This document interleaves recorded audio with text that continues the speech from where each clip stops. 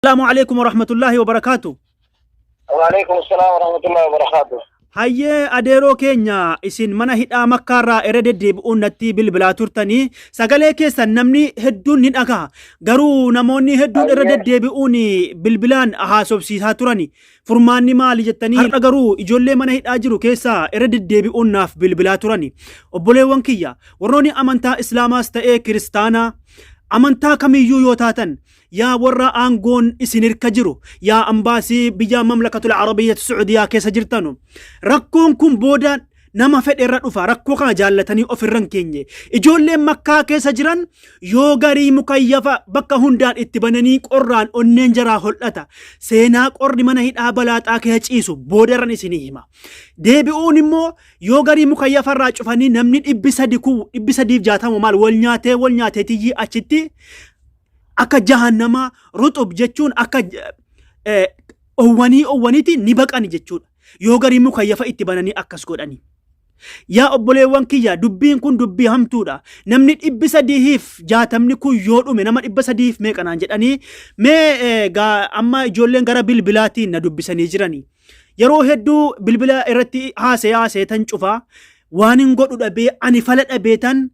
Riyoo maali malli keenya jennaan waan hin deebisuuf dhabee yaa hawaasa Oromoo maali mallisaa jechuu isin gaafachuu dhufe mee sagalee kana dhimma ilaallatuun gahaa asxaa lakkoobsa raayyaa abbaa macaafaa na gaafachaa turtani angaruu furmaata dhabeetan waan hin godhu dhabee sagalee keessan hawaasa isiniin gaha jedhee amma maali rakkoon achi keessa jiru amma rakkoon as keessa jiru rakkoon tokko nyaanni hin jiru ayyee nyaanni jiru galgalaa fi ganama kubsi takka argannaa guyyaa nyaatan qabdu ayyee inni lamata ammoo namni wal tumaa madeengadda namni wal tumee nama jaha du'e namni achi keessatti wallolee namni jaha du'e jechuudha wallolee namni jaha buun isaa dabre hayyee asirratti daawwattoota kiyyaa ijoolleen mana hidhaa keessa jiran ofiifuu rakkoo keessa jiranii maa wal tuman jechuu hin qabdanu namni ilkaaniin fi hidhiin arrabni wal nyaataa jiraata sababa kanaaf achi keessa sabaaf sablammoota hedduu jira kana keessa xiqqoo walitti bu'uun mala rakkoodhuma kanaa wajjin wajjumaan du'aa'ii kadhataatu akkuma ta'etti jiraatatu gizee wal gaaccaani kana keessatti walitti bu'iinsa afaanii walitti bu'ame keessa namni hedduun du'e namni hedduun madaa'e jedhan shurxaan olitti galtees kophee shurxaanii beektanii hedduu cafacafaa turte nama mana hidhaa jiru beeka rakkoo mana hidhaatii fi beela achi keessaaf dhiphina achi keessaa hayyee adeeroo itti fufame akkasii nama jaatu dhumee namni qabeelaanis dhumuudhaaf deemu hedduu jira hedduu laafatee jira namni qaamataan baatii lamaa baatii sadii jira namni hedduudha waan uffatuun qabu balaaxada rafaa hedduu rakkina guddaa keessa jirra akka sagalee nuu taatanii ayyee mukayyafa isiniif banumoo isin irratti cufu yeroo mukayyifa yeroo takka nurratti cufanii yeroo akka mukayyifa hedduu nurratti godhanii hedduu miidhaa guddaa keessa jirra hayyee daawwattoota kiyyaa edanaaf bilbilanii ijoollee wacinaan cufanii amma ijoolleen rafnaaf bilbilanii mukayyafa yoo garii nurraa banu yoo garii nutti cufuu jedhanii akkasitti dhamaasaa jiru isin umriin keessan meeqa ani umriin kiyyaa amata 49 hayyee amata 49 rakkina guddaa keessa jirra kana keessa yoo nu dubbanneetti hin jennu mootummaan nu tumti hayyee sultaan nu tumti hedduu sagalee akka nu taatanii warra OMN'tti illee nu himanii sagalee akka nu taatanii hedduu rakkannee jirra yoo isin na bira dhaabbachuu jira yoo barbaadan kun ijoollee afaan amaariffaatillee dubbisuu dandeessan yoo isin sagantaa afaan amaaraa booda goona yoo isin rakkoo himattani addunyaa irratti namni rakkate tokko hin himata mana hidhaa ta'ee bakkee ta'ee ni himata yoo isin rakkoo keessan himattan isin tumu miti rakkoo fakkeenya yoo ni himannu amma mobaayila dhokanneeti sitti haasa'ii jirra rakkoo mobaayila gurguddaa nurraa guuranii mobaayila xiqqaallee nurraa guuranii kashaafa tokkochaa qabnaa san dhokannee isinitti haasa'ii jirra hayyeemi adeero rakkina keenya himachuu hin dandeenyu dhokannee amma sitti haasa'ii jirra rakkoo kana hin jirne keessa jirra namni yoo xiqqaate kuma sagantamii fi olii. Hayyee adeeroo mi'a sumaratti dhaabaa. Daawwattoota kiyyaa ijoolleen mana hidhaa kee jiranu kaleessa birrii walitti qarshii tokko walitti buufatanii kaardii bitatanii kaamil shamsuu yookiin immoo raayyaa abbaa macaatti faa dawwaluu turan jennaanaan qoyaa hin dawwalinaaniin jedheeni. Tokkoffaa ijoolleen achi keessa jiranu maqasii tokko birrii 700 riyaala 700 birrii Itoophiyaa birrii meeqatti tilmaamamarra maqasii tokko rifeensa ofirraa ciruudha. Bilbilli hin seenu. Wanni tokko hin seenu maqasii tokko Baangaaliin birrii 700 bitanni jedhanii natti mani waan ajaa'iba. Maqasii Itoophiyaa qarshii 5 amma duraan qarshii 2 amma qarshii 5 natti fakkaatti. Biyya Mamlakatul Arabiyyatti Suudiyaa keessatti immoo qarshii 5 isiin garuu riyaala 700 bitani riyaala 700 jechuun har'a hagamiif hagam nama gaha yaa obboleewwan kiyya. Egaa kabajamtoota hordoftoota kiyya rakkoo kana maal jettani? Mee sagalee kana bakkuma hundaan gaha maali mallisaa? Shumaagilleen umuriin isaanii waggaa 50 kun waggaa tokkoof mana hidhaa Makkatal Mukarramaa keessatti hidhamanii jiran. Warri Riyaadiif warri Jiddaa haaluma kanaan warri Makkaa sagaleen isaanii hedduu dhagaamuu dhabuudhaan hedduu dhiphataa jiran. Yaa hawaasa keenya.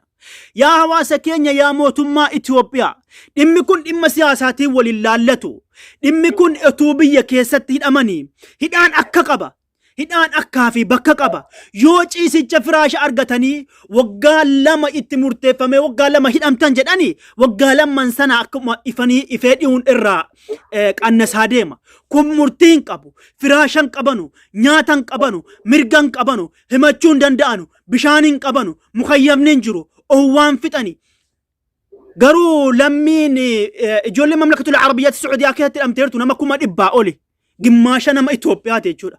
Hawaasni kun hundi yoo du'e yoo hin dandeenye qaamni dhimmi ilaalatu yoo hin dandeenye UN gargaarsa addunyaatti dabarsa. Yoo hin danda'amne ta'e gargaarsa addunyaatti dabarsa. Waa lama. Tokkoffaa mootummaa yoo fudhachuu hin dandeenye dabarsee UN kennu. Addunyaatti mirgi namaa eegamaadha. Yookaan immoo qarshii mootummaa tokko hin bahinii nuti hawaasni bakkee jiru irra deddeebi'uu waan kana isin gaafachaa jirra. Nuti hawaasni bakkee jirru tikkeeta isaanii irraa murree waan isaan rakkatan piroosesii hundaa ni guunnaa fi waan kana isin irratti hojjettaniituma farramtanii hagalanu jechuuma qofa isin afaaniin kan nuti dafqee dalagatee maallaqa keenyaan galchu nuyi yaa hawaasa keenya. Yaa warri aangoo qabdanu yaa imbaasonni Mamlakatul Arabiyyatti Suudiyaa keessa jirtanu kan galchu nuyi maallaqa keenyaan galchina.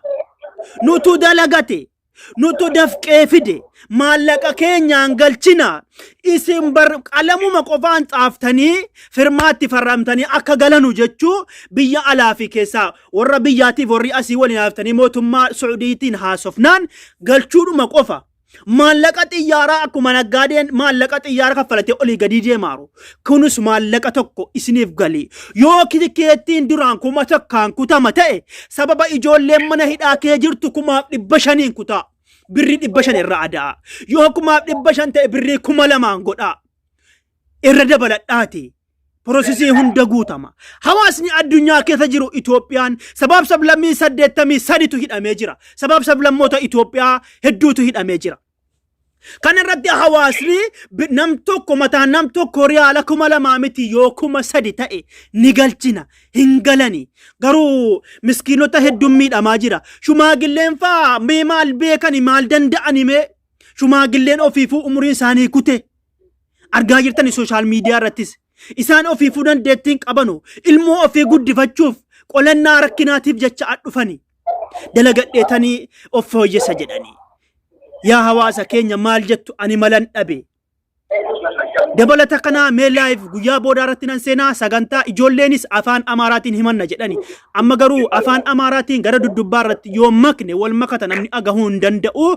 Kanaafuu dhengaddaa sagantaa afaan Amaaraatiin Ustaaz Kaamil Shamsuu waraabanii jiranii indeganaa boodammoo irra isiniif deebi'a yaa hawaasa keenya. Isin maal jettu? Video kana kutaa TikTok irra gadhiisaati TikTok irratti nama hunda biraan gaha. Hayyee adeeroo keessa jirani adeeroon keenya ammoo nyaata subii isiniif fidu guyyaa isiniif fidu galgala isiniif fidu. Ila nyaanni beeki nyaanni hin jiru. Hayyee.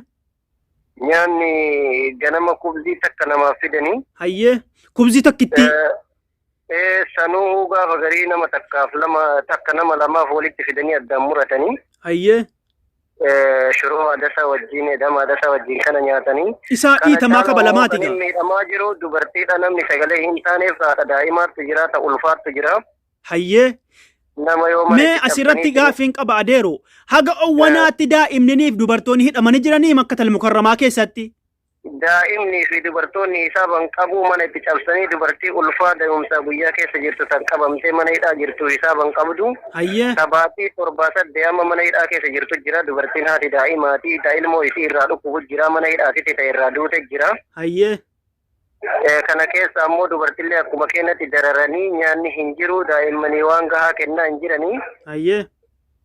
Galiisa yoo jedhaniitiin hin gaafatanii uleen nama reebanii mukayyafa yoo fedhan namatti bananii wanti namni rafu siree sibiila waan tokko irraan afanii rafanii gubbaa wanti tokko uffatanii. Namni isaan qabanillee nama uffata hin qabne akka rafutti hirriba keessaa mana itti cabsanii ka qaban ka qumtaan huccuu diratu dhogganii gachiisaa jedhanii harka duubatti hidhanii akkasitti fidan kanin huccuu takkan jijjiiranne kanin mallaqa tokko hin qabne jira. Rakkoon Saudi Arabiyaa Makkaa keessa jiru rakkoo ulfaataadha. Akkuma guutuu Suudiyaatittuu manni hidhaa rakkoo ulfaataa keessa jira. Qixaatti keessanii mootummaa keessan tokkan isin godheen homaa isin hin goone hin jedhanii. Rakkoo kana immoo uummanni Oromoo bakka jiru dubartiin akka halee miidhamaa jirti. Nama manguddoo waggaa 70 as keessa jira. Kan nyaata ofiituu ka'eetiin hin fudhanne. Akka sagalee nuu taatan isiniin jedha uummanni osoo birrillee kafaladha jedhanii nama ala jiruuf boonnee birrii kafalannee namni galuu danda'a. Amma mootu waa tokko namni waa kana nuun hin jedhe. Birrii kaffalachuu taanaan nuti isinirraa kaffalee isin galcha warri bakkee jirru ta'ee hawaasni Itoophiyaa kan addunyaa keessa jiru. Dhimmi kun dhimma kamiinuu waliin laallatu, dhimma siyaasaatiinis waliin laallatu, dhimma kamiinuu waliin laallatu. Egaa irra deddeebi'uudhaan warroonni mana hidhaa hedduu tokko bu'aa jiranii dhumaa jiranii keessatti dubartoonni shumaagilloonni duraan nama 1,000 galaa ture amma garuu nam tokko galaan jiru. Egaa lakkoobsa Ustaaz Raayyaa Abbaa Maccaa gara boodaa irratti isiniif han kennaa namni aniif Ustaaz Raayyaa Abbaa Maccaa dhageettii hedduu qabanii yeroo hedduutti bilbilamaa ture achirratti akkasin dhiyeeffattanu isiniifanii godha. Ammas immoo dabalataan daawwattoota kiyyaa kaleessa birrii tokko walitti bu'ila waan nyaatan hin qabanu uffata ofittiin qabanu feestaalii uffatanii waan godhan dhabaniitiyye birrii walitti buufatanii dhiyaata takka isan qabne irraa kaffalanii kaardii bitatanii jirani. Kaardii kana hin dawwalinaati qoyaa jedhee tannatu harkatti dhaabee jira. Kanaafuu Ustaaz Raayyaa Abbaa Maccaaf Kaamil Shamsuutti haa bilbilatanu insha Allah. Mee hawaasni akkuma jirtanu mee bakka jirtanu ka'aatii iyyaa fi furmaata barbaannaa. Furmaata mootummaan nu galchuurra mootummaan lolarra jira ofiifuu galchuurra imbaasiin maallaqa ofii baasee galchuu hin barbaannu maallaquma keenyaan akka galfannutti akka nuuf yaalamu jechuudha. Egaa asumarratti sagantaa keenya xumurraa insha Allah adeero rabbiin mana hidhaa keessaa isin habaasu wamaa takka hin yaadda'inaa. Ilmi namaa yeroo garii ni rakkata yeroo garii wamtii isa mudanne hin jiru. Halo. Daga. Ammasitti obsaa mee sagalee kana hawaasa hundaan geenyetti insha Allah yaalii isin goonaa boodarratti insha Allah kan isinii fi